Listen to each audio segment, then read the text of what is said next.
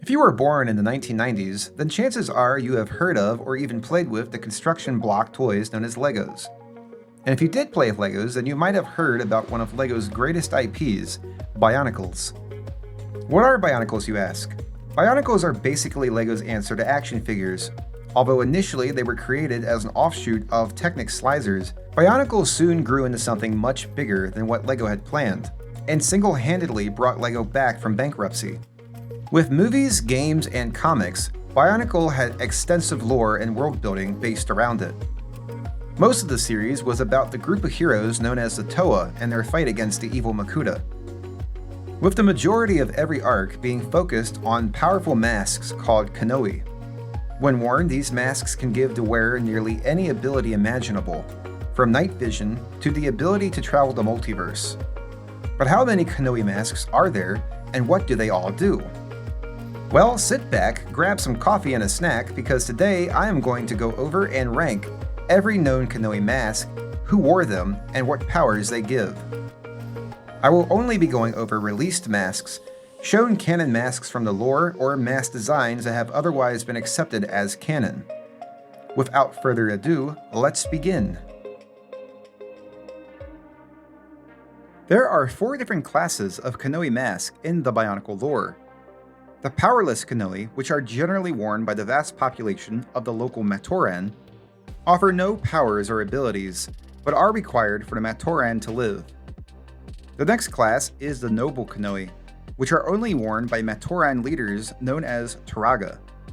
These masks do possess power, but by a far weaker degree than the Great Kanohi. Turaga are Toa that have completed their quests and as a reward are granted leadership over the community. As such, their masks were once Great Kanohi themselves.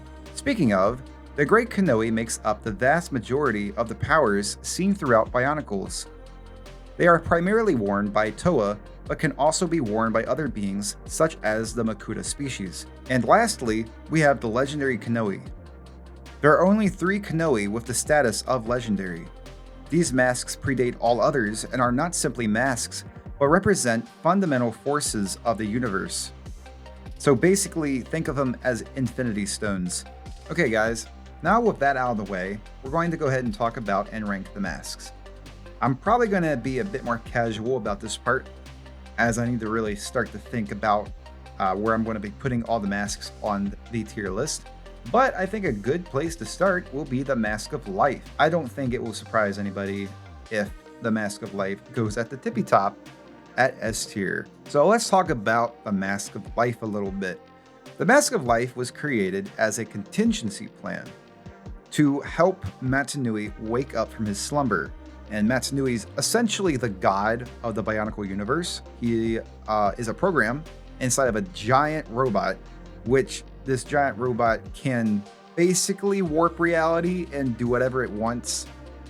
Apparently there's more than just the Matanui robot. There was also a prototype robot. And it's very possible there are other robots like Matanui out there in the cosmos. The Matanui robot and the Mask of Life were both created by beings known as the Great Beings. Once rulers of the planet Spherus Magna, this planet was also destroyed due to their own creations, that being the Element Lords and the Civil War, which tore the planet into 3 parts, that being Bara Magna, Aqua Magna, and Bota Magna. Originally, Matanui's main quest was to explore the cosmos. However, the Great Beings had another job for him when he returned, and that was to fix the now shattered world, Spherus Magna. Unfortunately, this task would not be completed for another 100,000 years, due to a virus caused by the once loyal Makuta known as Pterodact. After falling into a deep sleep, Matanui fell onto Aqua Magna. The Mask of Life was a contingency plan in case he ever fell asleep, or essentially reboot his system. So the mask was shot out and landed on Voya Nui, where it was being guarded by the Order of Matanui, also many, dangerous creatures. The mask has very, very cool powers, which I would almost consider the mask itself to be kind of a leech or a parasite mask. Basically, it can force beings around it to serve it and protect it. It also merged itself onto the head of the Paraka Vizan as a way to protecting itself. So technically he wore the mask, but I think more appropriately it wore him. Also, it shattered his brain and made him a bit loopy. The mask was also briefly worn by Matoro, and this is where it's really interesting, but the mask, if worn in this way, like a traditional Kanohi mask, seems to merge with the being and absorbs its life energy and essence into it. Maybe that is the requirement to activate it, but the interesting thing is right after Toa Matoro sacrifices his life to give the mask its power, the mask is able to conjure up a body for itself and becomes essentially a Toa. So the mask without a user can serve itself. Like, it's really interesting how it works. I would consider it to be a parasitic mask though. It's not a mask you can just slap on and take off. You put it on, you're either going to die or it's going to fuse to you and it won't let you take it off. Its ultimate goal though is to reboot Matanui, and oddly enough, it also is Makuta's ultimate goal, as he needs the Matanui robot to awaken in order to take it over. As he does, he takes the Mask of Life and forces the Matanui spirit into it and launches it into space. Matanui is inside the mask, but because Matanui is so powerful as a spirit, he's able to basically control the mask. He becomes the mask, essentially. That's what the mask was created for, to contain the Great Spirit for the reboot. With just the mask itself and no body, Matanui is able to conjure himself up a body once again. So the mask power of the Mask of Life is basically it can grant life to anything, whether that be inanimate objects. If you're a spirit in the mask, you can just make a body for yourself. You can heal. I can basically manipulate life itself. It can turn organic things into other organic things. It is able to take like sand or armor and give it life. It's pretty broken. I wouldn't say, here's the thing, I wouldn't say the Mask of Life is the most powerful mask though, because it's supposed to be the most powerful mask. And on paper, like controlling all life, being able to manipulate all living things, that's pretty powerful, right?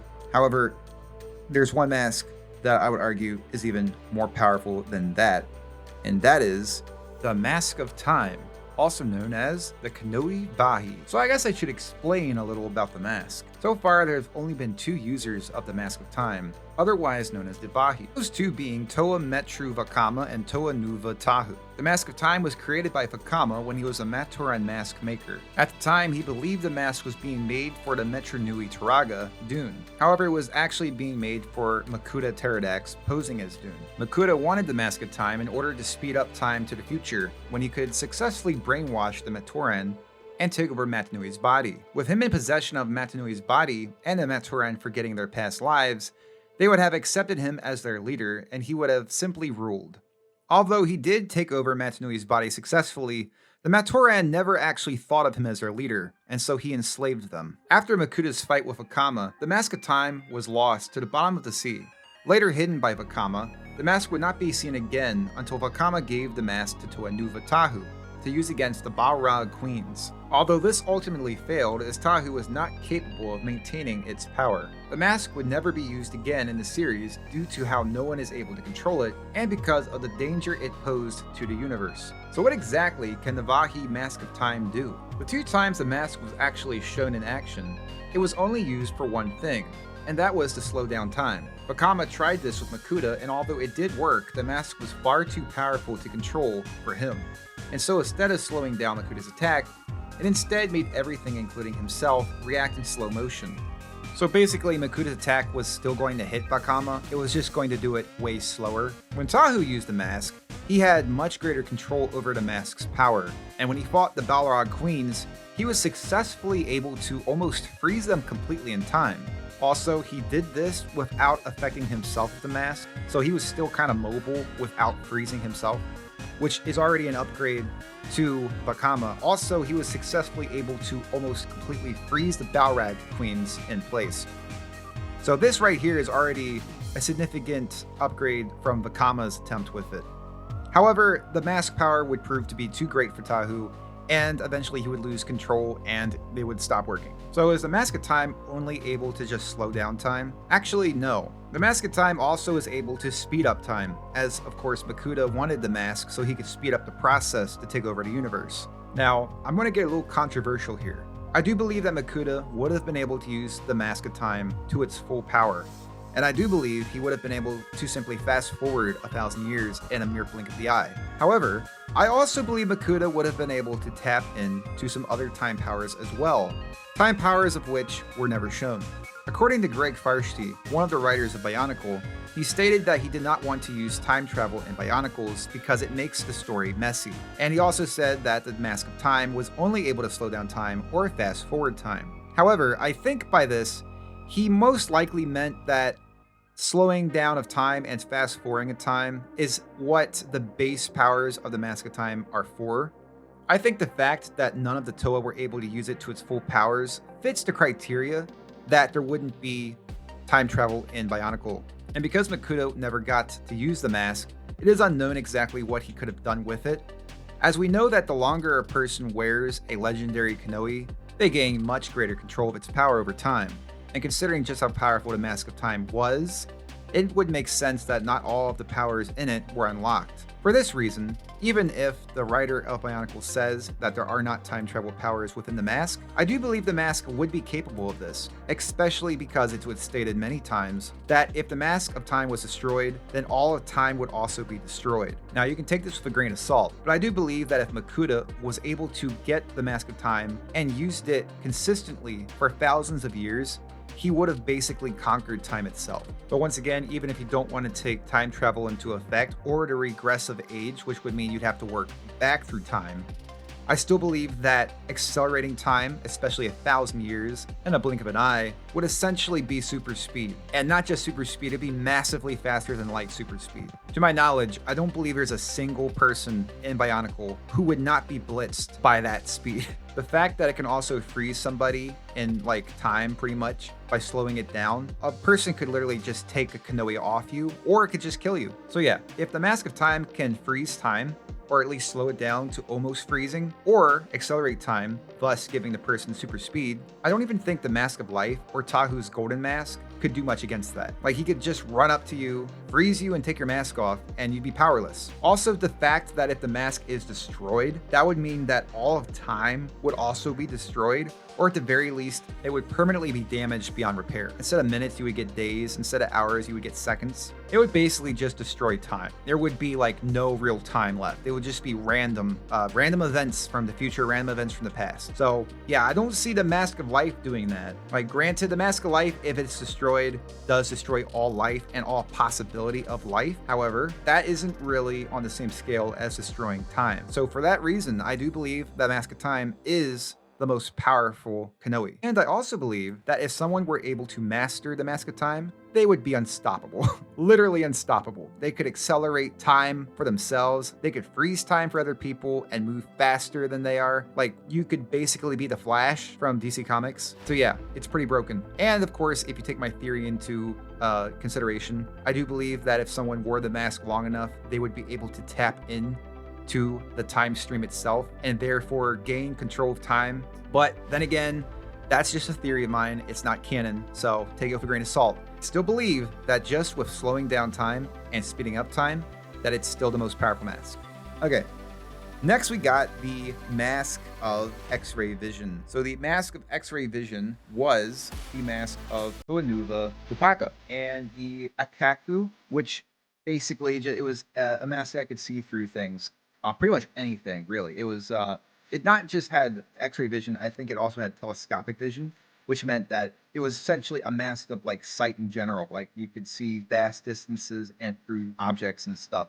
Granted, is a pretty cool power. However, I will argue that in the hands of a Toa, this kind of ability is kind of wasted, because if you were a sniper and you didn't mind killing, this would be a really cool tool. You could see vast distances through like pretty much anything. If you had a strong enough weapon, you could just fire through mountains and hit your targets. Very useful for an assassin In the hands of a Toa, though, they're not going to use it the way it probably needs to be used. They don't kill, that's one of their codes. I don't really see it being used to its full extent. But because I'm going solely based on what the mask can do, in the hands of somebody who's willing to kill, though, and has a power enough weapon to do so, being able to see through things and being able to see through vast distance, that's pretty strong, in my opinion. It's basically like Superman, like 2 powers of Superman. 2 powers that he uses quite a bit. I think it's definitely not a B or A tier because there's a lot of mask powers on this list that could probably be way more useful. I'm gonna let it sit at C tier, but as a Toa using it, I would probably put it at E tier just due to the fact that this ability is really broken for someone who would actually use it, to take out their enemy. Next up, we have the Kanohi Howl, which was the Mask of Shielding. It transcends any other great mask. The Howl is the most recognized mask in Bionicles. Even those who have no knowledge of Bionicles or its lore recognize the Howl as a symbol of being associated with Bionicles. Even in the lore, the Kanohi Howl is considered the symbol of Matanui himself. Because of how important this mask is, it's no surprise it eventually becomes one of the most powerful masks in Bionicle. Let me explain a little how this mask went from being just a great Kanohi to joining the legendary Kanohi. The Kanohi Howl was primarily worn by the Toa Mata of Fire, Tahu. The Howl offered its users the ability to form a protective force field, which protected Tahu from the majority of attacks. The mask gets an upgrade when all 6 of the original Toa get dipped in energized protodermis, the same mysterious liquid that caused the civil war on Cirrus Magna. Once emerging from the protodermis, the Toa Mata would transform into the Toa Nuva. The Toa Nuva gained greater control over their elemental energy, new armor that allowed them to adapt to nearly any situation, and also gave them enhanced mask powers. For example, before Tahu was only able to use a force field around himself, the Nuva Howl could now expand the shielding around himself and others. This new shielding also was far stronger than the original Howl. After the events of Makuta Pterodax taking over Matanui's robot body, the mask would once again gain an upgrade, only this time the greatest upgrade any mask could receive. A suit of golden armor, including a golden great Howl, was created by the Mask of Life, specifically for Tahu. The armor greatly enhanced all his Toa powers and shield power, but also added another ability to Tahu's arsenal. The golden armor was created as a last line of defense against both darkness and infections on Cirrus Magna. It has the power to instantly kill enemies of darkness and purge infections. In this case, the infection were the Rakshi and the Krata within them.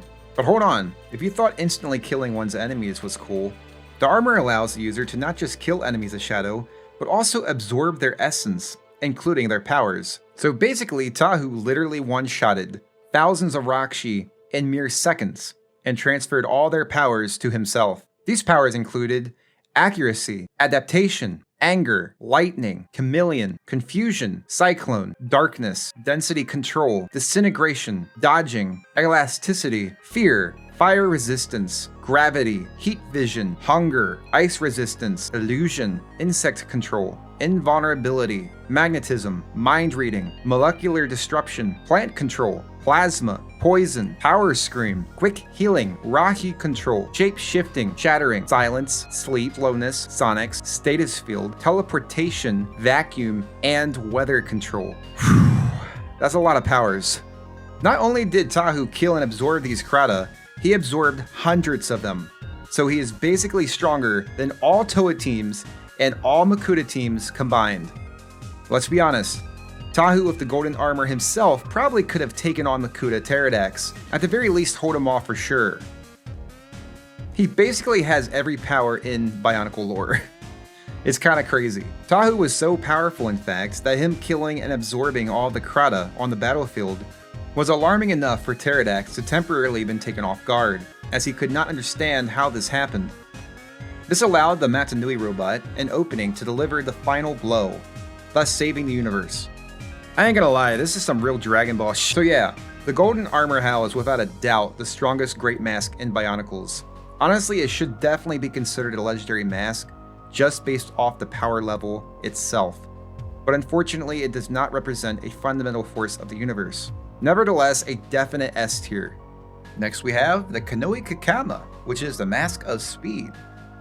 It allows the user to move around at super speeds, or in the case of Fohatu, run around at super speeds. The Mask of Speed was upgraded when the Toa Mata became the Toa Nuva and received adaptive armor. Once arriving in Kanohi, the Toa Nuva's new adaptive armor gave them the ability to fly. This also greatly enhanced the effects of the Kanohis. In the case of the Mask of Speed, the Toa Nuva Mask of Speed could now allow Fuhatu to fly around in the sky at super speeds. So basically, you can fly around at super speed. That's pretty cool, especially for a Toa of Stone. And Toa of Stone and Toa Earth naturally have stronger strength anyway. Basically super strength. So, he's just flying around at super speeds with like ability to manipulate the stone and basically has super strength. It's pretty cool. This is situational, of course, because the mask itself just gives the user super speed. The mask itself does not have the ability to give people flight. That's exclusive to the Toa Nuva. So if Jaller over here put on the mask, he wouldn't get adaptive armor like, Fuhatu over here does. He would just get super speed.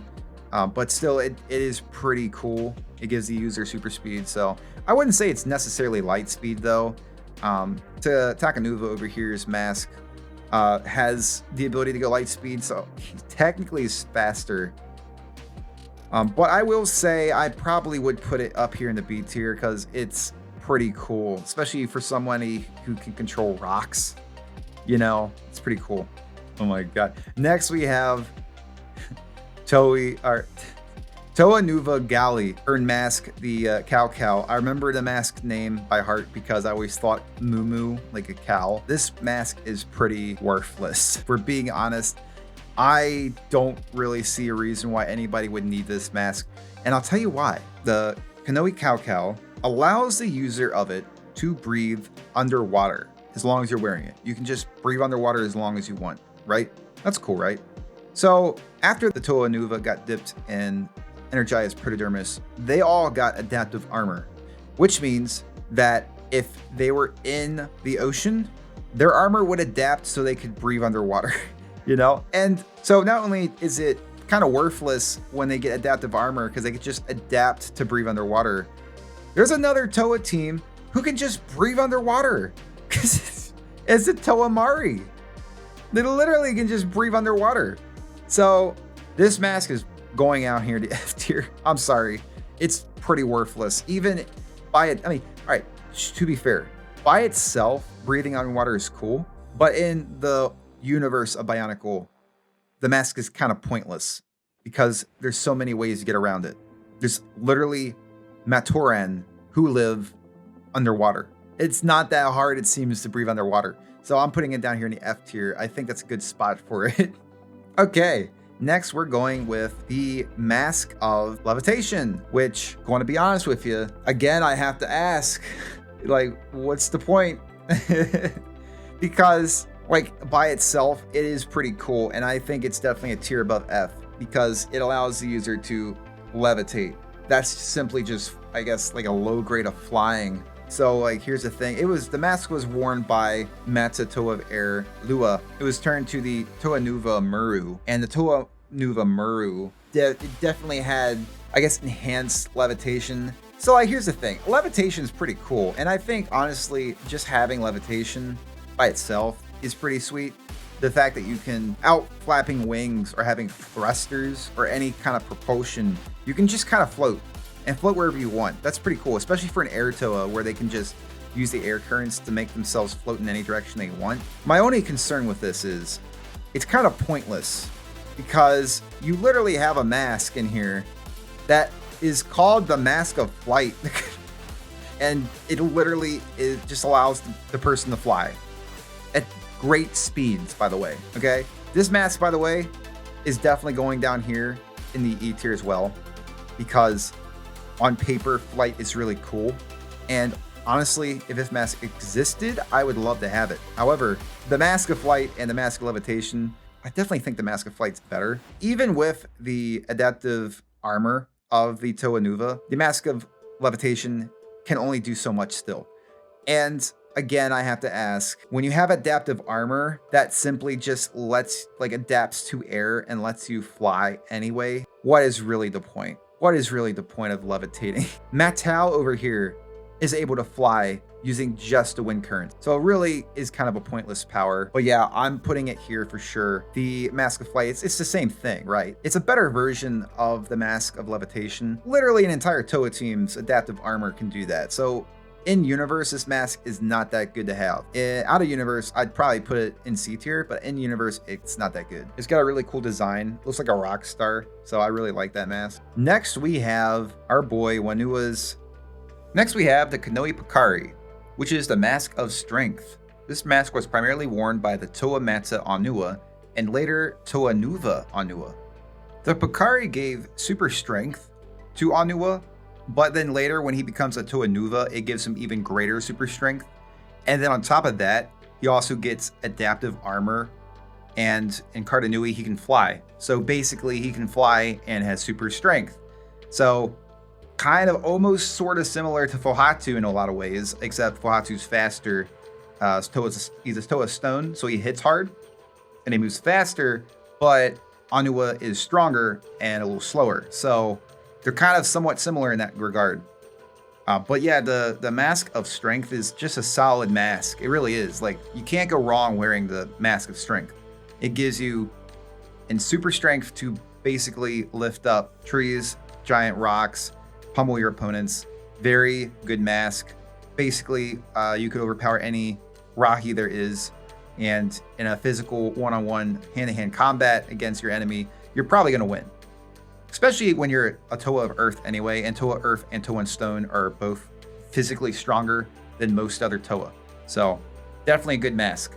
I don't think I'd be putting it that high though, if I'm being honest with you. It's like, but like, I don't know if I would say it's better. Like, I don't think I would say it's better than some of the masks that were going to come next. I think it's probably a little better than the Mask of Speed. To be honest with you, it could go either way. I think I like the Mask of Speed better personally if I had it, because I could go to work and go places quicker. But the Mask of Strength in a fight, I think, is better. So I'm going to put it above the Mask of Speed for now. Okay, now we have, already went that one. The Mask of Sonar. It is Joller's mask. For the first time on this list, we got Joller, which I love Joller. He is probably one of my favorite Toa, if not my favorite fire Toa. But that could honestly, go either way. I like Toa Norik as well, but Toa Norik did not have the screen time, or the, I guess I should say page time, as to what Joller did. He was very much so involved in the later part of Bionicle. But his mask, the Mask of Sonar, is called the Arthron, and basically this mask gives the ability to its user to sense movements and where a person or target is located around it. So this could be anything from a fish to a stealth surprise attacker. Apparently this mask is so good at picking up where people are that it can even perceive the invisibility mask and the spirit mask, which is pretty cool in my opinion. Nothing really can get by this mask. It's really good at what it does. The only issues with it is it can't really distinguish friend or foe. It just knows there's a target there. And that is kind of an issue when you're kind of in deep dark water and don't know if it's friend or foe. Might wind up fighting somebody you know what I'm saying?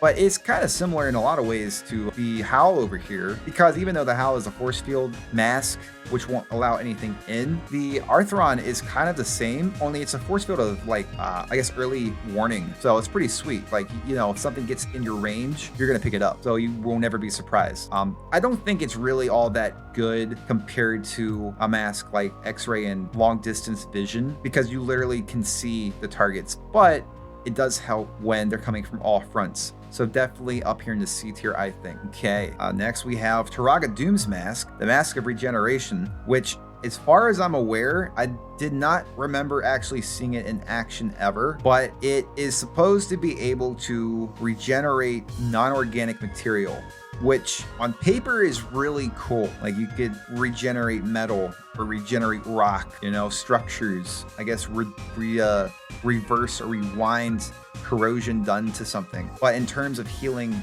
allies or healing yourself, it's not really that good. You know, it's kind of sucks. As far as I'm aware, only Turaga Doom wore it. However, Norik's mask is very similar to this mask. Norik's mask was fashioned after this mask, but they are two different masks. This mask, I'm going to put it in E tier for now because on paper, being able to regenerate things around you is cool. I don't really see it be that applicable in like a situation of combat or power. It's just kind of meh. Definitely not bad though. I mean, in my life, I'd love to have something like this, you know? You could just fix your car whenever it starts acting weird, you know? But anyway, now we're moving on to a Norik's mask. This mask is one of those masks I was talking about, where the Toa Nuva might be some of the strongest Toa in terms of elemental power and their adaptive armor, but their mask powers, aside from a handful of them, are lacking in my opinion. They really do pale in comparison compared to the mask powers of the Haga, and I will talk about why. Okay, I'm gonna try to say this the best I can. The Kanohi Pikui, I think is how you say it, is the mask of diminishment. So it basically makes Norik capable of shrinking very, very small. However, he retains full power and full strength, okay? So basically, he's Ant-Man. He can shrink himself to a mere 6 inches and buzz around the battlefield, slapping opponents with fiery punches and using his Ratuka spinner. This mask is pretty broken, if you ask me. Imagine someone like Onua over here with the mask of diminishment, just jumping around, hitting people with his like enhanced earth strength. You know what I mean? Very strong in that regard. And I'm putting it up here in A tier because this mask is really good at stealth as well. Imagine the enemies looking out for Toa and you just crawl up to them by their leg and you just cut their leg off. It's probably not going to be very high up in the A tier. I'm probably going to put it down here somewhere when I get to the other A tiers. But for now, I'm putting it in A tier. Unfortunately, the only Toa Haga that actually had sets released were Illumi and Norik. Bomunga, Kalas, Palks, and Gaki never had sets released. However, Great Farshti did confirm their mask designs in a contest. I believe that the artist who made the mask designs was Spectre L, and he is the one who came up with the designs of the Haga, the remaining Haga masks. So that was pretty sweet that we actually got that. But the next Toa Haga we have is Toa Iruni, and Toa Iruni's mask is broken, like really, really broken. One of the strongest masks, and I will get into why. The mask's name was the Kualsi, I believe. Kualsi. Hard name to pronounce, most of these names are. But this mask power is the mask of teleportation, which basically makes the mask, or the user of the mask, able to travel instantly to anywhere within their field of vision. So basically a better mask of speed. This mask is definitely going above Norik's mask. Iruni's mask is broken, especially when you're a Toa of Air and a Toa Haga, which have just crazy abilities like a staff that can shoot out like lasers and was it Rudaka spinner, I think? Or not Rudaka. I can't remember the spinner things that shoot out. I think it was Rudaka. But the mask by itself is just insane. It's basically like you basically become Nightcrawler from Marvel Comics. However, I will say Nightcrawler does have the ability to teleport anywhere he wishes, whereas this mask does not do that.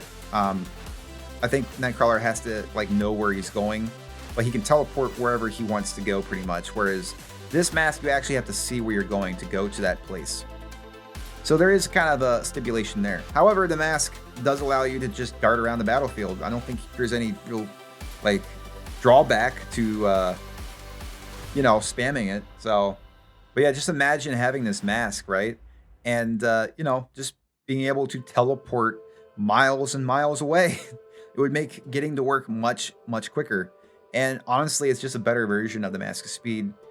However, I will say the Mask of Speed probably does have better combat speed, so that's one thing to consider. But yeah, definitely up there. Now we're going on with the Mask of, I think it's like Elemental Energy Replenishment or something. I don't remember. I honestly didn't even hear about this mask until I was doing research for this. And as far as I'm aware, it was only used once. And I believe the mask can only be used once. And it literally just replenishes a Toa's natural elemental energy. And it's specifically a Toa who can use it. Because most people who can wear masks in the Bionicle universe don't have elemental power. So the fact that it only replenishes elemental power and that's it, means only Toa can use it, and they can only use it once, and they have to discard it. So yeah, not a very powerful mask. I can't even use elemental power, so if I had the mask, I wouldn't be able to use it. It'd be pretty pointless for anybody not a Toa. So going down here in the F tier for now, probably going to be the weakest mask, honestly. Next we have Bamanga's mask, Toahaga Bamanga, which is the mask of growing, which allows Bamanga to grow, I think, 60 feet high. However, the mask, unlike Norik's mask, doesn't retain the Toa's strength. It actually grows with the user. So exponentially grows as the mask makes the user grow, which essentially gives it super strength. So not only does the user of this mask be able to grow to 60 feet high, they also basically get super strength. You know, it's basically Atom Smasher, or again, Ant-Man, except Giant Man. And honestly, like, I think maybe Anua's mask is stronger than Bamanga's mask. However, because Anua can fly, it gives him kind of an unfair advantage. So if this was like top 10 or like tiering all characters, I would definitely put Anua past Bamanga. However, because Bamanga's mask basically just makes him bigger and stronger, I'm going to give it to him. I think it'd be more useful to have a mask that lets you grow really large while also getting super strength. And you could basically just stomp on Norik. I think probably a few blows from Bamanga to Tahu's shield probably would either one, strain it, or at the very least, it would keep him there. And yeah, I think that mask probably beat everyone else on this list so far. The only real issue I have with this mask is the fact that it does make you a big target. So I feel like if you're fast enough to just dodge his attacks, you could probably do some damage to him, which is why I'm putting it underneath Aruni's mask for now. Now we have the Toa Joller's Kanohi Calyx, which is the Mask of Fate. This mask is weird. I never understood this mask, and I still don't to this day. The Mask of Fate should have been called the Mask of Peak Performance, because that's basically how I understand how it works. Is it just gives the user the ability to perform at peak. You're stronger than anyone else, you're faster than anyone else to a degree. Basically makes you peak you, like Captain America pretty much. So I don't really seeing it being that useful compared to a lot of the other masks. How I used to see it was kind of like a mask of luck, due to the fact that Joller was able to do incredible things with it, like jump across an impossible chasm, dodge attacks and stuff like that. I always thought, oh, it's the Mask of Luck, but no, it's not. It's just the Mask of, I guess, Fate. I don't know what Fate has to do with being above average at everything, but that's what it does. I think being above average, like above average strength, above average speed and agility and stuff, is probably better than Mask of Levitation, but not quite as good as Mask of Flight. I think Mask of Flight still kind of beats it out a little bit. But yeah, next we have the Toamari Hyuki's mask, the Mask of Gravity. And let me see if I can find the name real quick for this mask. The Kanohi Gare is the Mask of Gravity, and this honestly, in my opinion, is like the best upgrade ever. Like seriously. He went from the Mask of Flight, which basically just allows him to fly, to a mask that can control gravity itself. Yeah, that's pretty cool. You can use the mask to basically make your enemy weigh thousands of tons, crushing them, or you can make them flow away into space. It's basically like Graviton from Marvel. You just do whatever you want. The only stipulation is you can't use the mask on yourself, which is unfortunate, as I feel like that would be really the best use of the mask. You can make yourself heavy enough and strong enough to where you can just pummel your enemies, or you can make yourself light enough so you can fly. But the mask, I will say, is still really powerful in my opinion, and is the first of the Mari mask. And other than the Haga masks, really, to be in the A tier for me. This mask can essentially just like stop your enemies in place, you know, make them so heavy that they can't even walk. It's really, really broken in that sense. And yeah, it's like, I really don't think there's a better upgrade. You went from a mask that lets you to fly to a mask that lets you control gravity, you know? Next, we go to Holly's mask, which is the Kanohi Elda, which is a mask that can detect things. So kind of like the sonar mask, but only this mask can detect very specific things and not just enemies or objects around it. For instance, it had the ability to detect the presence of the Mask of Life, as well as secret doors and other things that shouldn't be seen with the naked eye, as well as it can see the Mask of Spirit, which again, or also I think it can see invisible things as well. So this mask is kind of a bit better than the Mask of Sonar. However, I would still not put it quite above the Mask of Vision, because though it's really cool, it kind of just does whatever the Mask of Vision does, but kind of to a lesser degree. But also to a greater degree than the Mask of Sonar. So I think that's where I'll be putting it for now. And yeah, it's not the worst mask, but it's also not the best mask. And also next we have another of Holly's masks, which is the Max Faxon. This is the Mask of Kindred, which to be fair, it is pretty cool. However, there's many masks left on here that can do basically the same, if not greater things than this mask can do. This mask allows its user to duplicate the powers and ability of any Rahi that share the general environment. It's specifically just Rahi, and only in the general environment. So basically, wherever you're at in the world, whether it be a desert, forest, or ocean, you're limited to only the animals' powers that reside within that area. I guess underwater, it's probably useful, but I can't imagine how useful it would be since you already can swim and breathe underwater.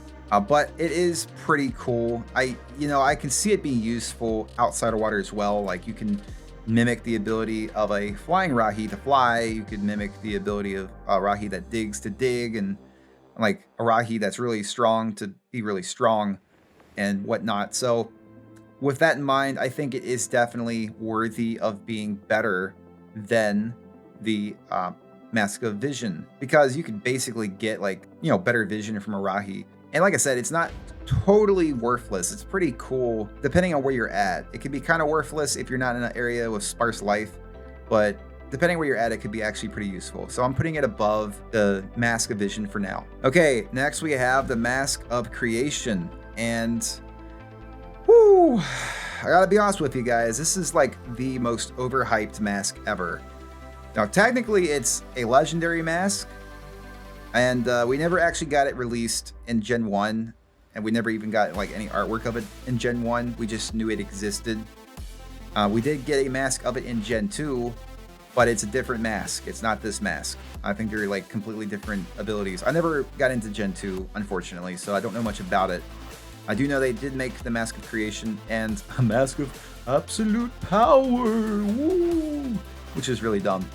The Mask of Creation gives its user the ability to create things the user already knows how to create.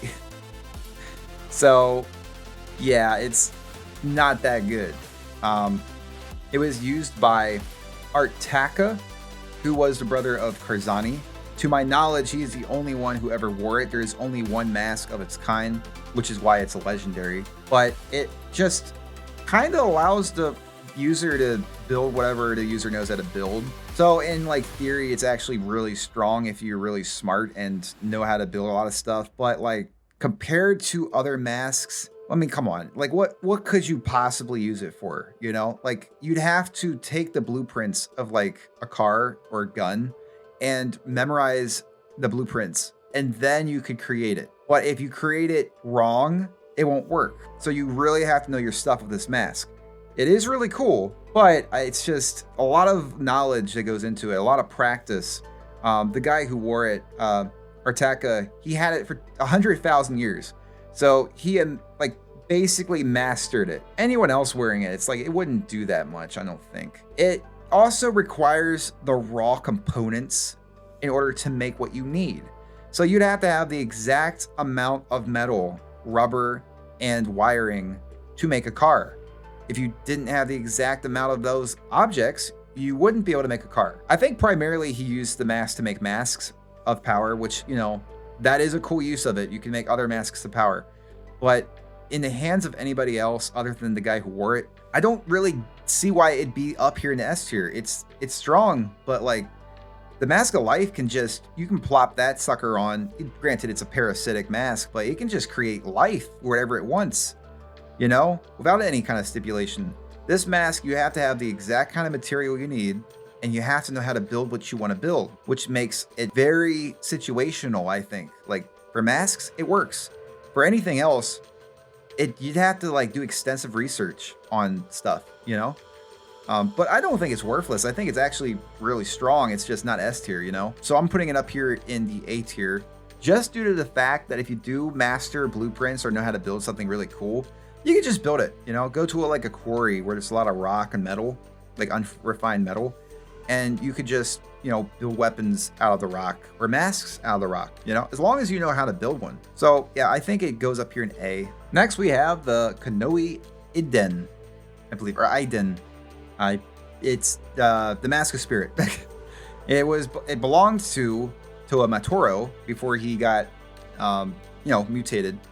But basically, a lot of people consider this like a foreshadowing of what Matoro was going to become, because he had this mask, and it is the Mask of Spirit, which gives its user the ability to temporarily release their spirit from their body and can go through objects undetected. Doesn't, like, no one can really see it except that they have other kind of masks that can see invisible stuff, like the sonar mask and Holly's mask. It kind of foreshadowed the fact that Matoro was going to die and become the spirit that went inside of the Mask of Life. And a lot of people believe that when the Toa Inika, or Idnika, became a Toa himself, it was kind of the spirit of Matoro in it that was driving that body. The mask itself is really cool. It, like I said, it basically makes you a ghost, and you can just fly through objects. But it doesn't really seem to do anything other than being as a ghost, It doesn't really give the ability to like possess bodies or in any way, I guess, freeze people. It's just like it makes you be able to transport your soul. So you're able to like see the entire battlefield. You can go through walls, you can go through everything. No one can see you, you're undetectable, but your body is vulnerable.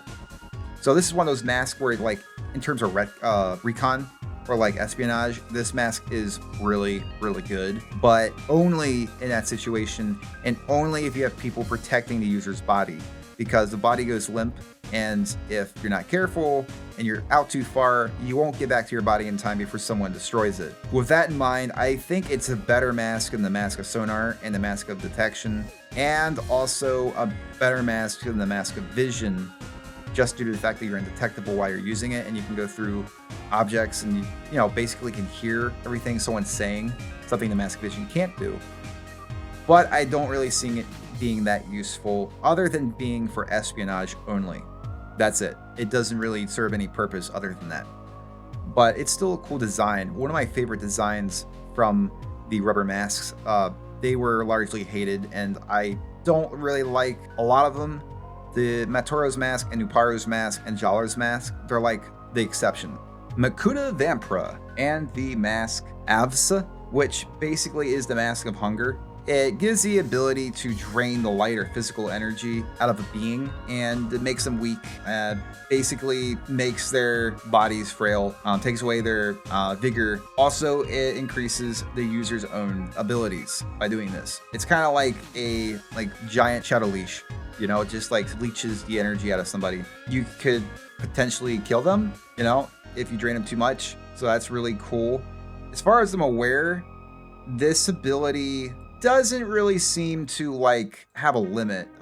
It's like I don't think it has to touch you to use this power. It just has to be in your general vicinity. If you fly away as you're absorbing the power and always like keeping at a distance, you can just drain your target dry and then go in for the kill.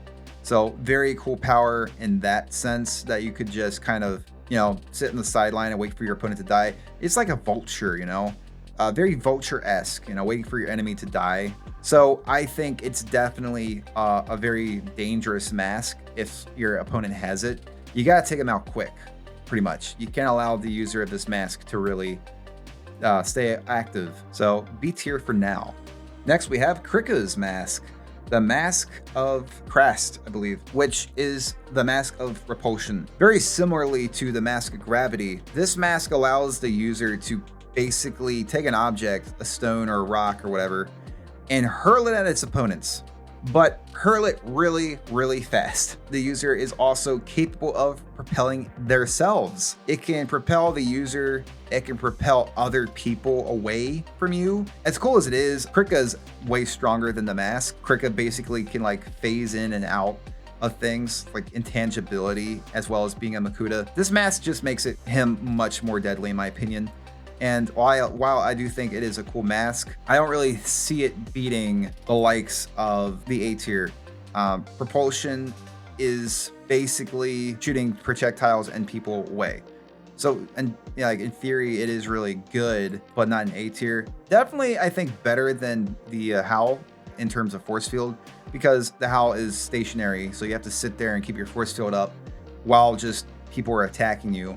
Whereas the Krast, you can literally shoot your target away from you. So it's a better force field in that regard. So for now, I'm putting the Krast up here in B tier. As far as I know, the only user of it was Krika, who was one of my favorite Makuta. I never got to set, but I always wanted it. And honestly, I wish he didn't die. It's sad because he was like almost turning to the good side. But unfortunately, you know, that's how it goes with those Makuta types. Next, we have Grast, the Mask of Felness, I believe that's the way it's pronounced. I don't know. The Mask of Disruption, which is basically the user can take another being's abilities and just kind of make them go berserk. Yeah, I don't know. It's kind of cool, I guess, but honestly, it's kind of stupid.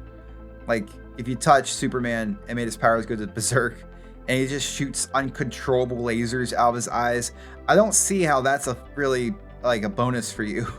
It sounds more detrimental for you than anything else. The only way I can see this really being like kind of a plus is if you use it on your allies, but you don't use it at full power. You know, maybe you could like make them like go berserk and they would have like extra power and stuff, but I really don't see it being that useful outside of self-sabotaging yourself. You know what I mean? Like, oh, you made your opponent like power act unradically. They can't control it. That's not really a good option for you though. But it's at least better than water breathing, so I have to get it in E tier for now. Next, we got the Kanohi Huna, which is the Mask of Concealment. So this mask was primarily worn by Vakama. Unfortunately, he turned to a Turaga, so the mask power became a noble mask, which it still grants the user the ability to conceal their presence. However, it's much weaker. The original mask, though, the Great Mask, was actually very cool.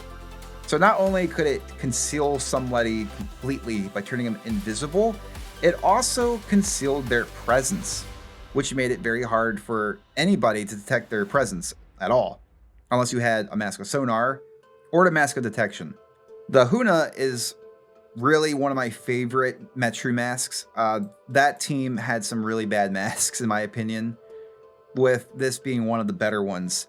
Being invisible is honestly such a plus because you can still keep all your abilities, but you're invisible. Not even Makuta was able to find where Vakama was. Just in terms of stealth, it's a way better mask than the Mask of Spirit because you actually are mobile and can protect yourself, as well as you can attack while you're invisible. So yeah, definitely better. I also would say it's better than Norik's mask, the Mask of Diminish, because while the Mask of Diminish does make your presence harder to detect, it doesn't make you fully invisible. So you could still actively fight somebody, where this mask would, in the hands of anybody other than a Toa, be the best assassin mask ever. And honestly, who wouldn't want to be invisible? You know, that's a really cool ability to have. But yeah, I am putting that up here in the A tier. I don't really know why I put the gravity mask so low. It should be up here, probably like way up here. Honestly, I kind of feel bad putting the mask creation that low as well, so I'm gonna put that mask right behind Bamunga as well. I said that Norik's mask was probably gonna be up here in the A, but kind of far, so that's starting to happen, it looks like. But other than Vakama and his Turaga form, he is the only owner and user of this mask as far as I'm aware. And like I said, the Noble Mask is not nearly as strong, so unfortunately, that's the mask as it currently exists is way weaker than it once was. Next we have the Kanohi Justlin. Justlin. What a weird name for a mask. But yeah, this mask is worn by Antros, which was part of the Brotherhood of Makuta. And this mask's power is that it essentially can corrupt things around it. So it's like the complete opposite of the Mask of Regeneration, whereas the Mask of Regeneration can rebuild structure in organic material.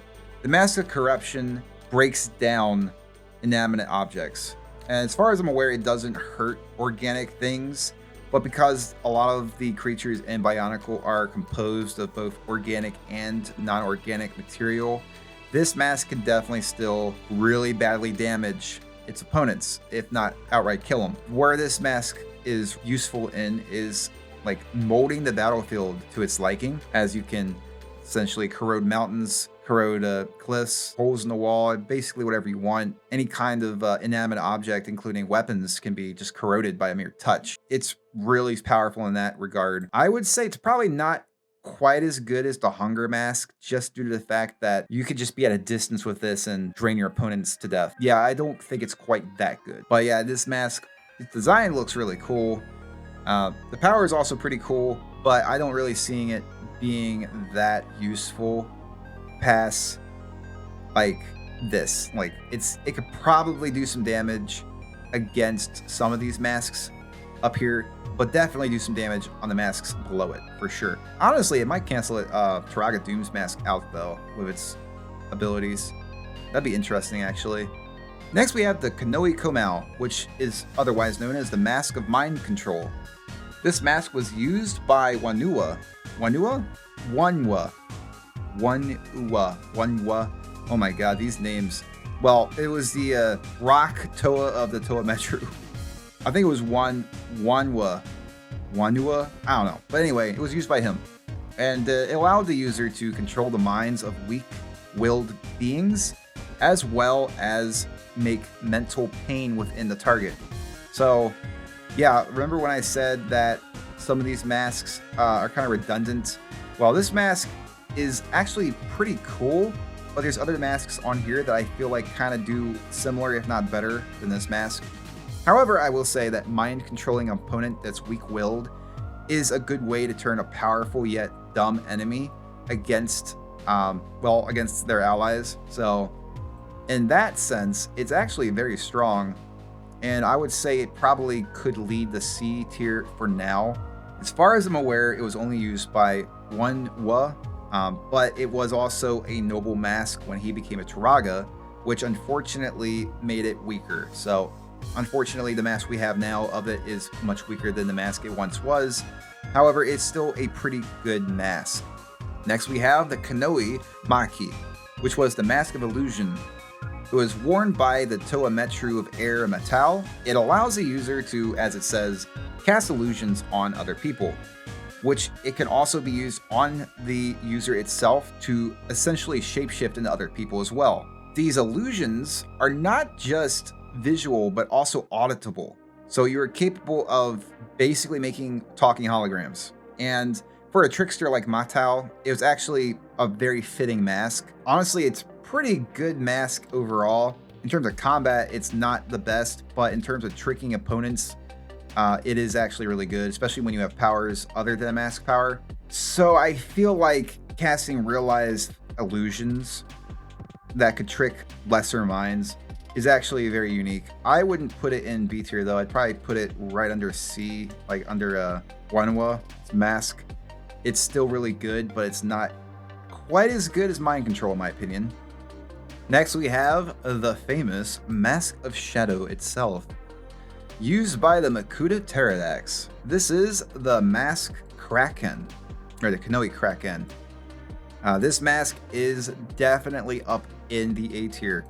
I would say it probably for now is the only other mask than the Legendary 3. Well, actually no, Creation's here. Sorry, creation. But now this mask is broken. It basically gives the user of the mask complete and total control over shadow, which is insane to think about because shadow's everywhere. You basically have the ability to control darkness and fear and anger. You could also like teleport in it. You can like shoot people with shadow and it brings out their darkest side. You can manipulate shadows as a weapon. You're able to disappear in the shadow, and in the hands of someone like Makuta, who's already an energy being as it is, who controls shadow, it's like the perfect mask for him. He was able to lie dormant without detection for years using this mask. So it's definitely OP. The fact that it allows you to just like kind of utilize shadows as a weapon already makes it really powerful as it is. But as I'm aware, there's been 2 people who've wore it, both Makutas, one being Pterodax and the other being Icarax, which is kind of like the wannabe Pterodax in the last couple of arcs in the series. But this mask is broken, and it took the Mask of Light to beat it. So yeah, Mask of Light is definitely going way up here, probably above this mask. But as it stands, this mask is the top of the A tier. Next, we have the Kanohi Matatu, which was the Mask of Telekinesis. It was worn by Toametru Nuju, and it is one of those masks I told you about earlier, where it's like the Mask of Levitation and the Mask of Flight and the Mask of Repulsion. They're all kind of like in the same camp. Well, this mask allows the user to basically just have telekinesis and use telekinesis and lift stuff. But it's like also not just that, it's also they can like shoot like powerful kinetic force with it as well. It's kind of a worse version of the Repulsion mask in my opinion, while it is also able to levitate rocks, so you could like stand on a rock and like fly. Definitely better than levitation and definitely better than flight. I don't think it's quite as good as the rest of the Nuva team here and the crest. So for now, I'm going to put it behind Fohatu. I think Fohatu could just dodge anything. Although you could probably pick up Fohatu and keep him in place with telekinesis, but still. I think Fohatu could just blitz Nuchu's mask.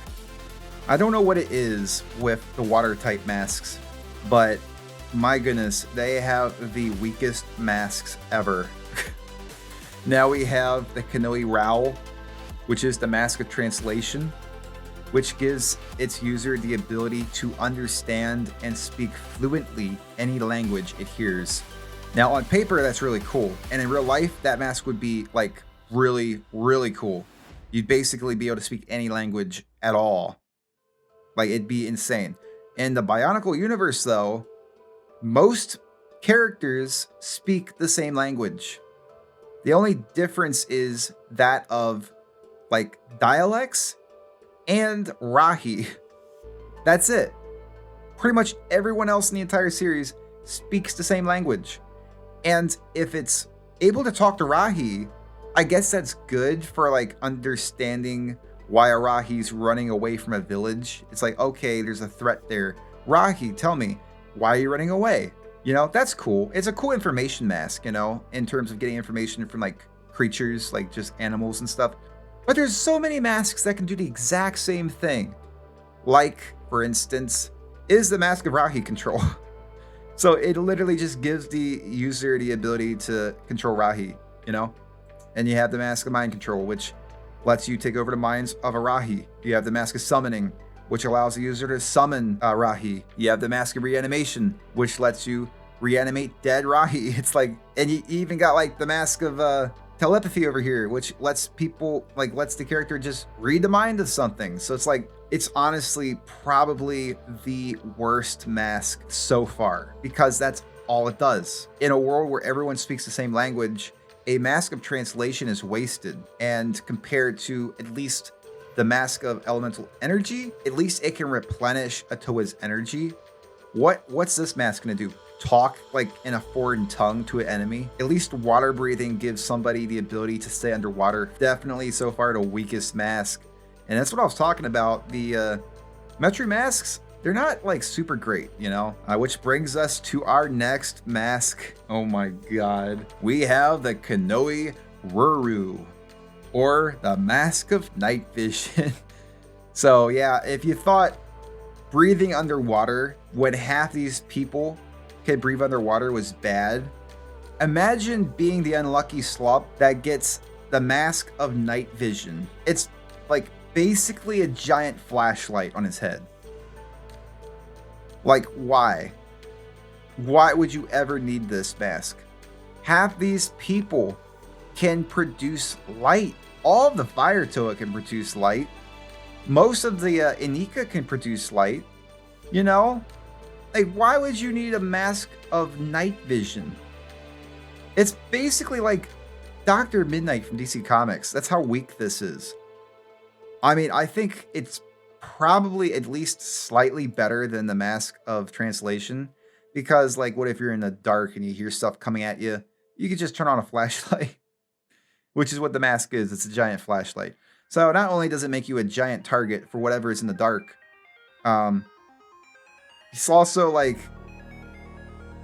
I don't know, like, it's just a flashlight. What a worthless mask power. You could get a flashlight at the store for cheap. I don't know. But it was worn by Wanua, Toametru of Earth. And he was like a miner, and he's like, hey, this is pretty cool. I got a flash. I awaken my mask power. I can see in the dark. It's pretty cool. So yeah, it's pretty cool. How's that helping you in a fight, though? I don't know. Plus, like, correct me if I'm wrong, but if you're a Toa of Earth, couldn't you just like feel the vibrations in the earth if something's like headed your way? Or like know where you're going based on the vibrations in the earth? Do you really need to see in the dark to do that? I don't know. I'm kind of nitpicking, but yeah, it's kind of a worthless mask, and it's down here with the Mask of Translation for sure. Next, we have the Kanohi Shelek, which was the Mask of Silence, which gave its user the ability to basically make everything around an opponent into a dead zone, or like a zone of no sound. It could just take away sound entirely, so you wouldn't be able to speak, you wouldn't be able to hear anybody else speak. Only lasts as long as the user of it is concentrating, and it was used by Shirox. And yeah, like in like a fight with multiple different, I guess, enemies working together, this mask would actually be kind of a great thing.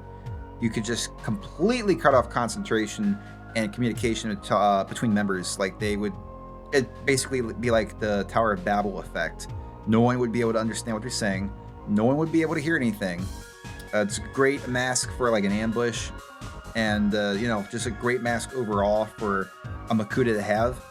And because of that, I am going to put this mask above there. It's above all the other Makuta so far, because it's really strong. Like, being able to cut all sound from an enemy, like, that means that you could basically like wound them and they could be screaming for help and no one's coming because they have no idea that you're wounded. So you could just like pick off your enemies one by one. And next we have the Mask of Emulation, which was worn by the Toahaga Paux. And let me just tell you, this is one of those masks where I am just going to flat out put it in A tier above everything else, because this mask is broken. So not only is this mask one of those masks that, like I said before, the Haga are just, they have broken masks. Like the Toa Nuva might be the strongest Toa team in terms of elemental power, but the Haga they're just, every mask is a winner, pretty much. It gave the ability to completely copy another being's power. Stipulation is it can't copy another being's mask power or weapons, but it was capable of copying another being's raw power. Unfortunately, the process to do so took a while, but when you have a team like the Haga, it's, you know, you just stand in the back and start looking at them. You know, the Haga will do the rest. You just stand on the side and just copy people's powers. But imagine if like Brutaka was like fighting the Haga, and like Bamanga and let's say Kawas, you know, and Norik and Aruni were just fighting off Brutaka. And you got Paux over here just on the side. He's like, yep, almost done, guys, almost done. I got like 80%. It's like, oh man, come on, hurry up. This guy's tough. He's like, 90%, guys, hold on. All right, I got it. And then he just runs in and starts like soloing Brutaka, like 1v1. because he keeps his power as well as adding someone else's power to himself. Kind of like the Amazo robot from DC Comics. The only issue is it's not permanent. So it will, unfortunately, go away at some point. But the nice thing about it is it isn't just half power, you know, like most of these like powers or copying powers do. It's full power. He can just copy someone's full power, you know? Imagine if like Makuta showed up, the real Makuta, and the Haga team were just like, oh man, we gotta fight Makuta again. So they fight him, he's just like, all right guys, you got this guys. All right, I'm gonna stand over here for a sec. All right, bud. Hey, make it quick. All right, I am. And he just copies Makuta's powers, and it's like, all right, Makuta, I'm ready. Makuta's like, oh, god damn it. It's like, really? I was like, yep. You can just copy someone's power. It's pretty insane. Now, it would be definitely an S tier for sure if he could copy mask powers, but he can't. Like, just imagine if he copied, like, I don't know, Makuta's mask power, you know, or it's the ability to copy any power. Probably not the legendary masks, but any other power on here, he could just copy a power and add it to his own. It's like, okay, that's broken. The amount of strong beings in the Toei universe that don't have masks, it's kind of insane. And also, he can just copy other Toa's elemental power, you know? Like, he's not limited to just beings that don't have elemental power. He can just copy his own team if he wanted, you know? A rock and, let's say, fire. He can take Norik's power, become like a lava Toa, you know? Pretty OP.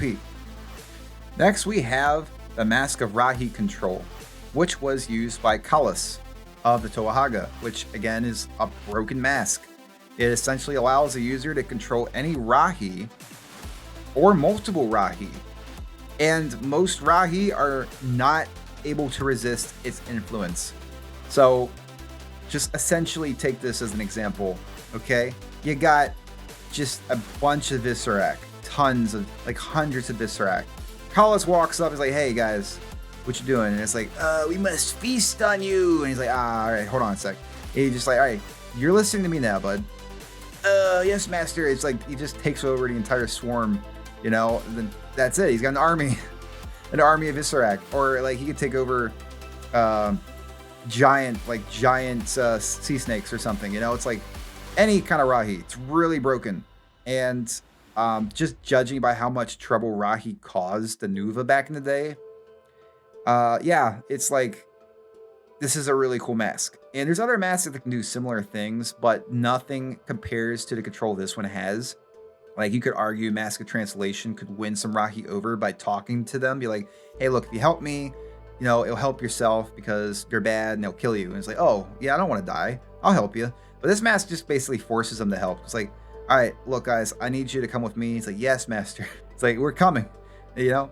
I think another exception to this rule would be the Mask of Summoning. It's basically like Kangu's mask, you know, but only Kangu can only like summon one, like Rahi to his side, whereas Kalas's mask is able to just basically control them, you know, like forever.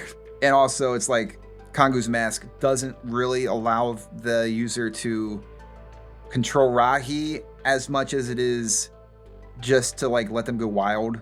So yeah, definitely a more powerful version of that mask. And honestly, I would say it could possibly even be A tier, just considering how many different Rahi there are in the Bionicle lore. But I don't want to give the Haga that much credit because they're already got like every mask up here. You know what I mean? Next, we got the Kanohi Motrek, which is the Mask of Time Duplication. And honestly, this mask is probably so far the strongest Makuta mask except for Makuta Pterodax. And the reason for this is because this mask allows its user to summon previous versions of itself to its side. So imagine that for a sec. You're at home and you don't want to go to work. So you just spawn a previous version of yourself and be like, you go to work. And then you're like, no, I don't want to go work. I'm too lazy. So then that one spawns a previous version of itself. And like, you go to work. It's like, I don't want to go to work either, man. I'm lazy too. So before you know it, you got like 1,000 previous selves of yourself in the room. And this could be any point in time from like years ago to minutes ago, as long as it's a different you from a different time. And you could essentially just, like have as many like of you as there is. And when you're already strong enough, you're getting, it's like an army of you. So one of you is enough. Imagine an army of you. You know what I'm saying? This mask is broken. And as far as I'm aware, there's no upper limit to how many clones he can just summon. And I don't even think it's fair calling them clones. They're literally him. They're just like him from a different time area. The only issue I see with this mask is I do feel like it would be kind of hard to work together with your past selves if you're like, already a temperamental person. Like, oh, you attack. No, I don't want to attack. I don't want to die. You attack. It's like, well, I summoned you though. It's like, well, I'll just summon somebody then. You know what I mean? It's like you just keep summoning and no one wants to attack. But no, I think that is definitely one of those masks where it's like, yeah, this could be a game changer, Shadow clone jutsu him. You know what I mean? Unfortunately, the more clones you do spawn, the more concentration it does take. But otherwise, it's like there's really no drawback to it.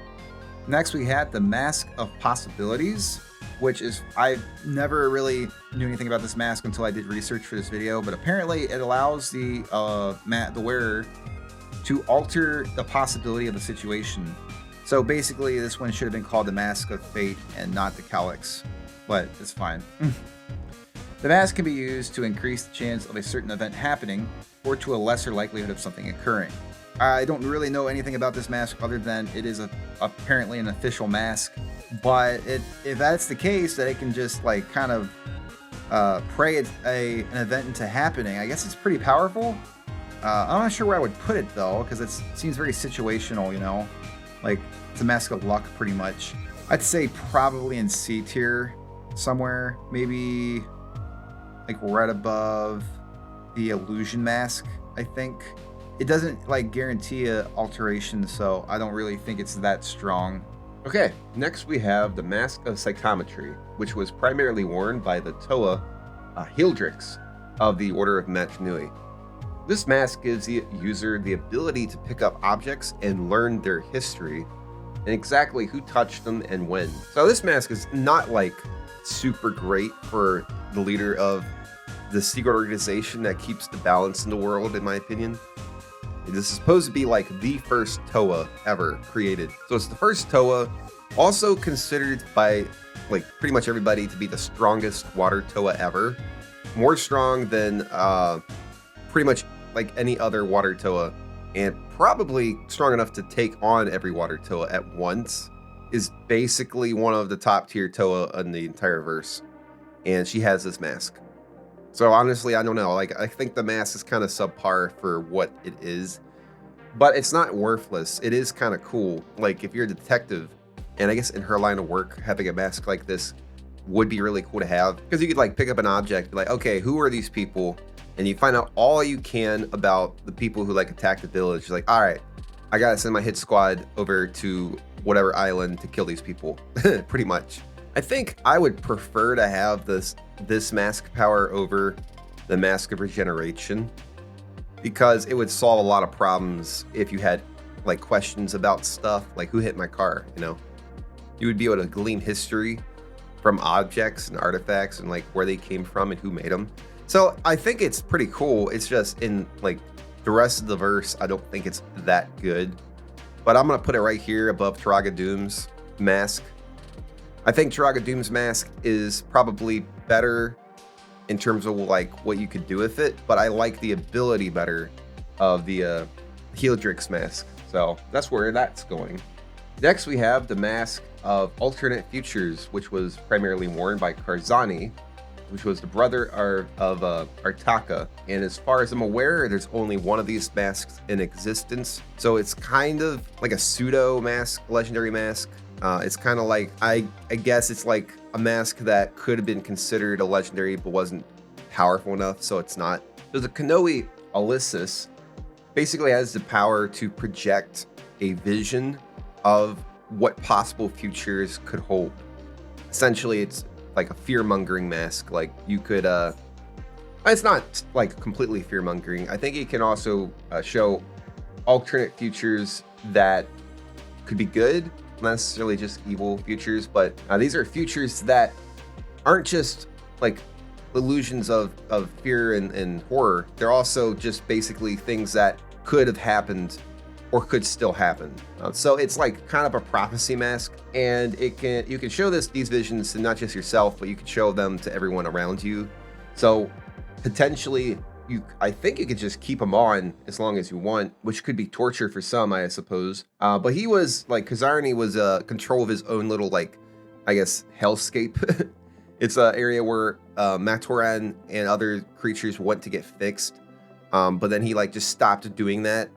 So it became like a bad place to go. But it's a really cool power, I think, because you can basically show people visions they would have no idea about. You know, it's like, oh, in the future, this is going to happen if such and such doesn't do this. And it's like, well, why does that apply to me? You know, like, this is just how it's going to be. So if, for instance, in real life, if we had this mask, it'd be like if the US or another country doesn't try to stop global warming, it could, like, within this lifespan, like in a couple of years, it could like wipe out the West Coast or something, you know, like Manhattan Island or California would be gone. And it's like, that's an alternate future. So it's something that can be changed. It's not something that will necessarily happen. But I think it's a cool mask. I don't think it's A tier though. Again, it's like one of those masks that it's really cool that you could just show alternate futures and stuff. So I think we're going to put it up here. I think it's better than the illusion mask for sure. I'm going to put it right behind the Mask of Change. Next we have the Kanohi Allmark, which is very possibly one of the strongest masks in the entire series. And I will tell you guys why. So the Kanohi Allmark was primarily worn by Brutaka, and Brutaka alone without the mask is considered to be as strong as all 6 Paraka together. He is insanely powerful. One of the strongest like beings by themselves in the entire series without a mask. And then you give him the Mask of Dimensional Gates, which, guess what that does?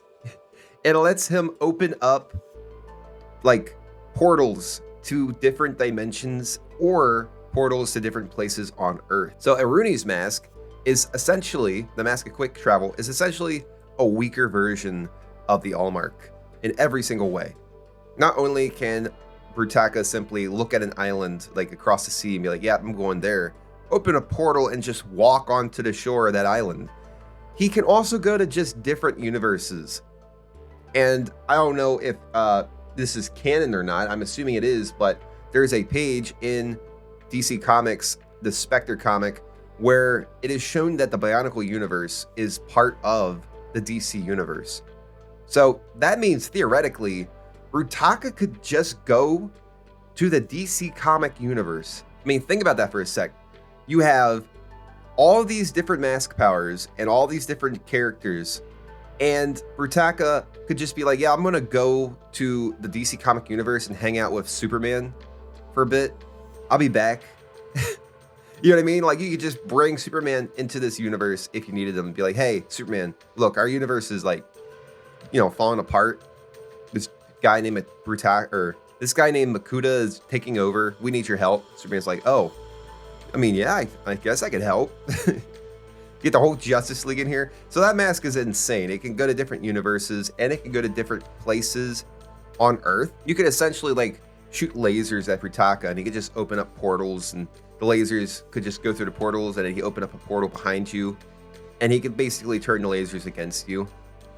Really a really broken mask. And I think honestly, even though we have the Mask of Time, the Mask of Life, and the Golden Howl, I think Brutaka's mask, the Allmark, should probably be in S tier. Also, there's only 2 of these masks in existence, and one of them was destroyed. So now there's only 1 left. Brutaka no longer has his, I believe, but the person who now has one of these masks is Vizon. He just loves having masks fused to his head, I guess. But yeah, no, he now has it, and he disappeared. He's just like, yep, I'm out of here. And goes to a different universe, so he's gone. So So technically, there's only one Allmark left. So it's really rare, and I think due to the power it has, I don't think it's that far to say that it should be an S tier. Next, we have the Kanohi Road, which gives its user the ability to see through lies and deception, as well as illusions. It's called the Mask of Truth. It was worn primarily by Axon. Honestly, this mask kind of sucks compared to a lot of the other masks that kind of do similar things. The one thing I do like about this mask is it seems, could be wrong, I could be wrong here, but it seems to give the user more power based on the user's conviction. So unlike Brutaka, who kind of strayed away from the belief of Matanui, he believed it was hopeless and that Matanui was not coming back, Axon did not. He believed fully and unconditionally that Matanui was going to come back. And I wonder if the Mask of Truth had to do something with that, as it is, be able to see through lies and deception and can basically bolster one's moral code to a degree. But yeah, it can see through disguises, it can see invisible people. So it could see the Mask of Spirit and it could see the Mask of Concealment. But it really doesn't do too much else other than that. If you were a lawyer and you had this mask, it would be insane, But I don't think it's quite as good as, say, the Mask of Detection or even the Mask of Spirit. I don't think it's quite as good. I think it's still good. Probably above, probably above Healdric's mask, I think, for now. Next, we have the Kanohi Sanok, which is the Mask of Accuracy. This mask was worn by the Toa Nika Hyuki during their time on Voya Nui.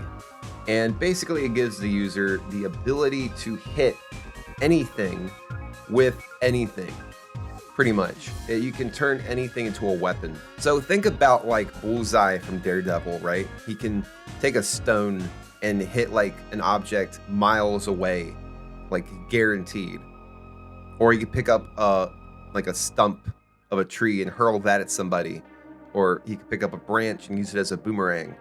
The only issue with this is I don't think that the object he picks up necessarily gains velocity or gains power.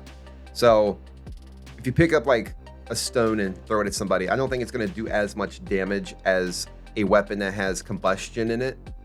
And so the velocity wouldn't be as good, but he would be able to hit objects with complete accuracy. So depending on the object he picks up, it could be very handy.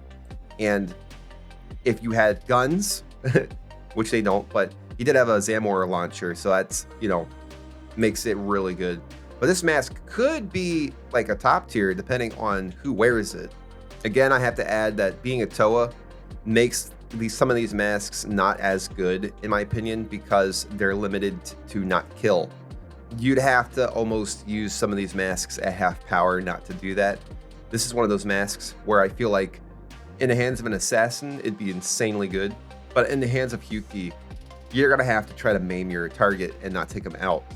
Or maybe knock him out, but I don't know if Hyuki knows how much power would have to go into that. Honestly, a lot of the Toa are really strong, but they're held back by their belief, and because of that, they can't use their full power.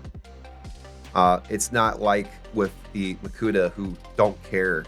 They can just use their full power all the time. Where should I put this, though? Let's see. Being able to hit anything with any object is pretty broken, in my opinion. So, you could hit someone who flies, basically guaranteed, with a stone. If you actually had a weapon like a crossbow, you could guarantee hit them with it. So I think we should probably be putting this mask up here in the C tier. I don't know. Should it go above the Mask of Illusion? It is pretty good. I don't think it's as good as Karzani's mask. So I think we're going to let it sit right here behind the Mask of Illusion for now. Okay, next we're going on to the Mask of Light, worn by Takanuva. This mask is also considered the Great Kanohi Avaki, and unlike all the other masks on this list, this mask is special for two main reasons. One is because you could just be a normal like person, a Matoran or anything. Actually, I think it has to specifically be a Matoran, but with the rest of these masks, you could wear them as a Matoran, but they wouldn't do anything. This mask, however, does do something, and most of these Toa on the list here, most of these Toa were made Toa before given the mask power. The Mask of Light, though, if you put it on, you just become the Toa of Light. So it gives the user Toa power, which is pretty broken in my opinion. So that's pretty cool. The mask also seems to be able to spread like some form of awareness or enlightenment to others around it. It can like shred the darkness and show people the truth. So it's already a better mask than the Mask of Truth. And this mask is also one of a kind. So because of that, I think it's insanely broken. It's like, should be a legendary mask, honestly. The mask is definitely stronger than the Mask of Shadow, as it was proven that it can beat it. I mean, he was considered strong enough to save the entire Toa Nuva team from Makuta, and then again when they fought the Brotherhood of Makuta. So I would say it definitely earns its spot in the S tier. It could beat any mask below this, for sure. Next we have the Kanohi Trina, which was primarily worn by Matoro of the Toa Mari. This mask is the Mask of Reanimation and basically gives the user the ability to reanimate dead things, whether it be the corpses of fish or whether it be a corpse of a giant slug or giant snake. Honestly, it's pretty cool, but it is kind of morbid for a Toa, so I'm not really sure why they gave that to a Toa. It seems like it violates some kind of a code or something, but it is interesting because this is the second mask that Matoro wore, which kind of like preludes to the Mask of Life being worn, because he does wear the Mask of Life. It's like, okay, the Mask of Spirit is like the spirit can leave the body. The Mask of Reanimation is a dead body will be given new life, pretty much, which is what happens to Matoro when the Mask of Life builds itself a new body. This mask is cool, and while I think that the Mask of Summoning and the Mask of Rahi Control are just better versions of this mask, the fact that you could literally like be in a dead zone fighting your enemy and not have any Rahi around to summon, you could just like reanimate the corpses of the life around you, like a skeleton. So in that regard, I think it is pretty cool. I think it's honestly probably a C tier. Most of these masks seem to be going up here into C tier so far. I'd say it's probably right under the Mask of Mind Control, because the Mask of Mind Control is technically a better version of this mask, except you can control weak minds of anybody, not just like the undead. So I think that's a good spot for that. Up next, we got the Kanohi Seletu, which was the Mask of Telepathy. It gave the user the ability to talk to others through vast distances and to peer in their minds and see what they see. It was primarily worn by Toa Inika Kangu. However, I believe there was one other person who wore it, and I don't remember who it was. So think of it this way.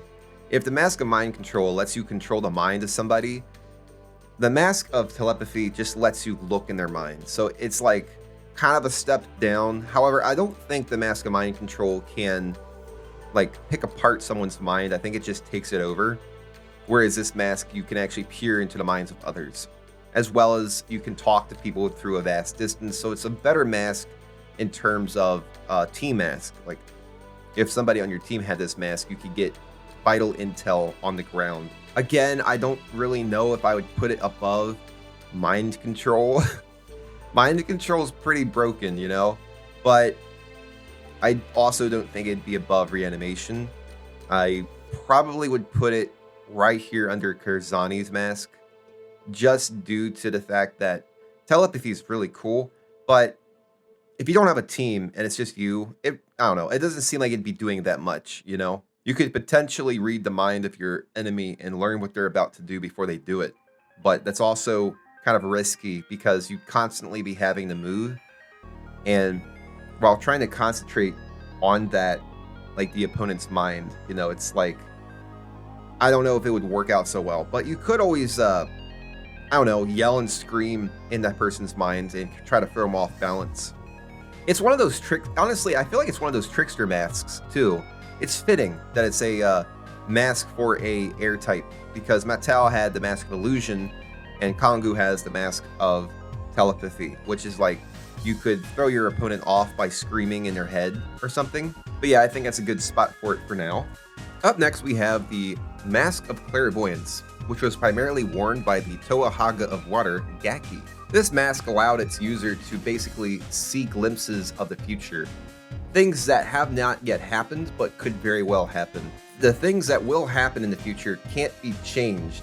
So it is kind of a, like, dumb, kind of, like, gloomy power. It's like, oh no, the world's going to end and we can't do anything about it. The only saving grace of that is you don't see the whole story. You only see bits and bits of it. However, their mask is kind of a drawback for me because the user of it doesn't get to say when this happens. So basically the mask is always on, and randomly, like maybe during combat, the user will get glimpses of the future. Because of that, the mask is kind of a debilitating mask and the rest of the team know it. So she isn't as active as the rest of the team due to the fact that she could, like, midway through a fight, have a vision of the future and it would be detrimental to her and her team. Other than that, the mask is kind of cool. Like, the idea that you could see the future and, like, you could, I don't know, I guess you can't do anything to change it, but you could still see the future. So I'd say it's probably a worse version of Karzani's power, honestly, because with his power, it's like the future stuff you see aren't necessarily going to happen. They're just alternate universe versions of what could happen. Whereas this mask, the Mask of Clairvoyance, these events will happen no matter what, and there's nothing you can do about it. So it's kind of not really that fun to have. I probably wouldn't want it, honestly, unless I was able to control when to look at the future, you know, like, oh, and 20 years, I'm going to die of food poisoning or something, you know? And then you could, like, try to eat healthier. But because the events don't change, maybe me eating healthier is what leads to me getting food poison. So it does kind of suck. Honestly, if it wasn't for the fact that the user can't control when they get the visions, I might put it up higher. But because it is kind of a debilitating mask, I, in good faith, can't put it any higher than E tier. Probably way down at the bottom of E tier. That's a shame too. It's the first Haga mask that isn't at least in A tier or B tier. But yeah, I think it's probably the worst mask of the Haga. Up next, we have the Kanohi Volatak, which was the Mask of Stealth. This mask was primarily worn by the Toa Mari Neparu. This mask has the ability to mute noises coming from the wearer, as well as semi-make them invisible to sight. In a lot of ways, it's kind of like the Mask of Invisibility or the Mask of Concealment, except I think the Mask of Stealth is possibly a bit better. And the reason why I say that is because even though I think the Mask of Concealment does conceal your presence, I don't think it conceals noise. I think you can still make noise while wearing it. Whereas the Mask of Stealth kind of masks noise coming from the wearer, so it makes it really hard to detect. However, it's not fully invisible either. So somebody, if they try hard enough, can still see the user wearing it, whereas the Mask of Invisibility does make the wearer completely invisible. However, I do think that Neparu's mask is better just due to the fact that you're not as invisible. It's almost like a camouflage, but you do have your sound camouflaged as well. Again, if this was an assassin, this would be the perfect mask. Honestly, these three masks are really good masks for being assassins. But for now, I think I'm going to put the mask above the Mask of Concealment, as I think it does the job slightly better while also not doing it as well in the terms of invisibility. Up next, we have the Mask of Scavenging, which was primarily worn by a Shadow Matoran. I believe it was by the name of Voltrax. But this mask basically gives the user somewhat similar powers to the Mask of Hunger, where it drains its victim of its energy and life and leaves it as a dead husk. Except this mask continues to do so even after the person's dead. Whereas this mask can take the life away from the living, the mask of scavenging takes life away from the dead, or any residual energy left in the dead, which makes it kind of like a vulture mask, which is another name, I guess, for it. Although I think this mask is pretty, like, sick, like morbid.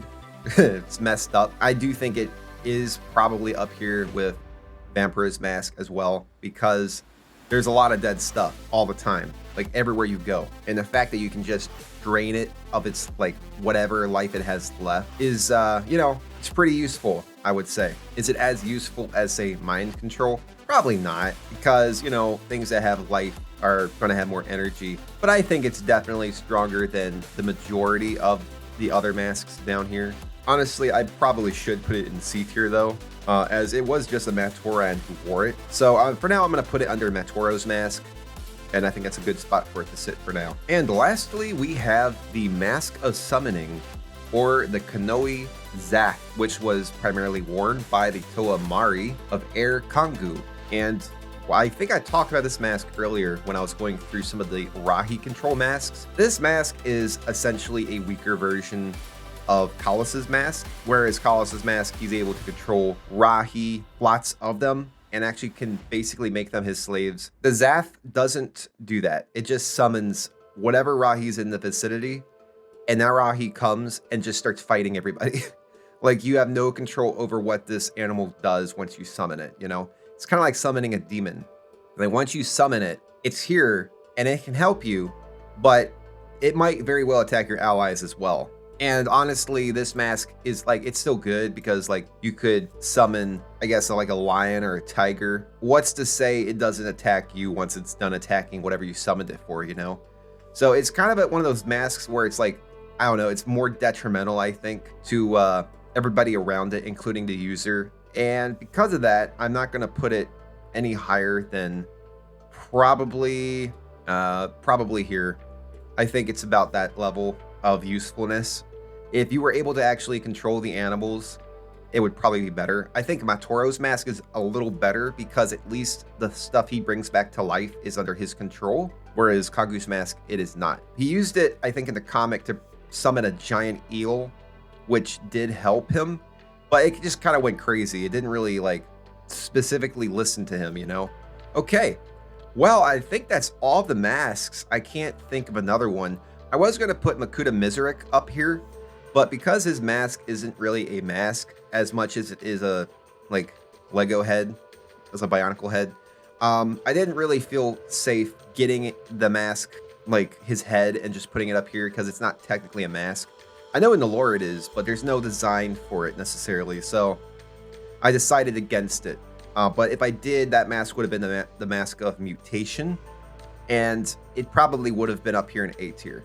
But for now, I think that's it. So let's go over this a little bit. Then we have the Mask of Illusion, which allows the user to cast realistic illusions of not just others, but also you can cast it on yourself, appearing to shapeshift. So that is a really cool mask power. And honestly, I think I should probably put it above the Mask of Telepathy, if we're being completely honest, because you could really do some work in by making people think that you're a Makuta or like you're Brutaka, you know what I mean? Or you could just cast an illusions showing Brutaka or Makuta there anyway. Now we have the Mask of Psychometry, which allows the user to gain the history and the people who touched an object by touching the object, which is, again, really useful if you're like a detective or a police officer. But also as a historian, I suppose you could just gain the knowledge based on touching a ruin of something. In a fight, it's not really that useful. So honestly, I might even put it down here because, like, now that I'm thinking about it, that's a cool power, but in a fight, I don't really see it doing much. I don't know if I feel comfortable calling this more powerful than summoning creatures. So I'm going to move it down here in the E tier. And then you got the Mask of Night Vision, which is basically a giant LED flashlight on your head. So that's fun.